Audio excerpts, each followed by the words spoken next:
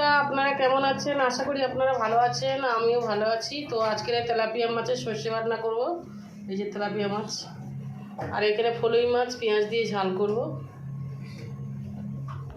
বন্ধুরা, আমি নুন হলুদ মাখিয়ে নিয়েছি মাছেও নুন হলুদ মাখিয়ে নিয়েছি।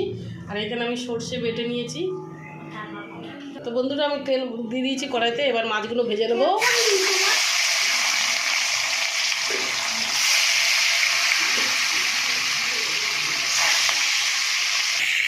বন্ধুরা, আমার মাছ ভাজা হয়ে গেছে। এবার উঠিয়ে নেবো, আর একটু হবে।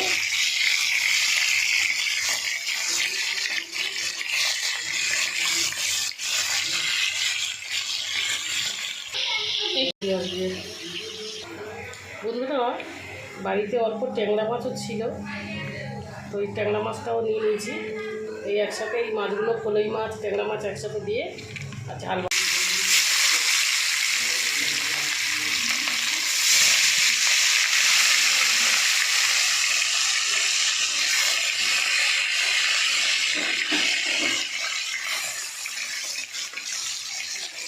তো বন্ধুরা, আমার মাছের ঝাল করবো। আমার মশলা হয়ে গেছে, আমি এবার মাছগুলো দিয়ে দেবো। ফলই মাছ আর ট্যাংরা মাছ দিয়ে দিলাম। এটাকে ঝাল বানাবো। এর মধ্যে খালি পেঁয়াজ দিয়েছি, টমেটো দিয়েছি, আর একটুখানি রসুন দিয়েছি, আর একটু কালো জিরে দিয়েছি, আর কিছু দেইনি। বন্ধুরা, আমার মাছের ঝাল হয়ে গেছে, আমি এবার নামিয়ে দেবো। বন্ধুরা, আমি মাছের সর্ষে রান্না করবো। এই যে কালো জিরেটা দিয়ে দিলাম। বন্ধুরা, এবার আমি সর্ষে দিয়ে দেবো। এর মধ্যে আমি টমেটো আর কাঁচা লঙ্কা আর সর্ষে একসাথে বেটে নিয়েছি।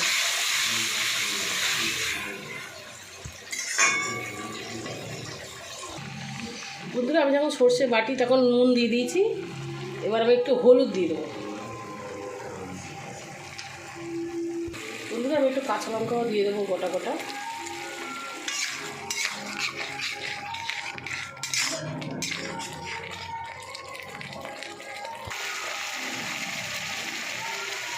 বন্ধুরা, আমি এবার মাছগুলো দিয়ে দেবো।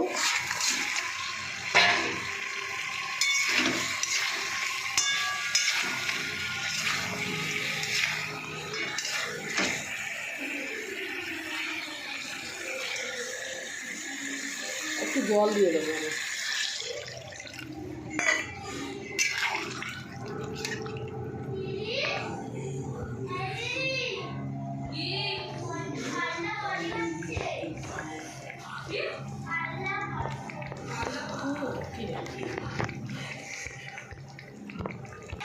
বন্ধুরা, মাছের ঝাল হয়ে গেছে, সর্ষে বাটনা হয়ে গেছে। আমি এবার নামিয়ে নেবো। তো বন্ধুরা, আমি নামিয়ে নিয়েছি। আমার মাছের ঝাল হয়ে গেছে।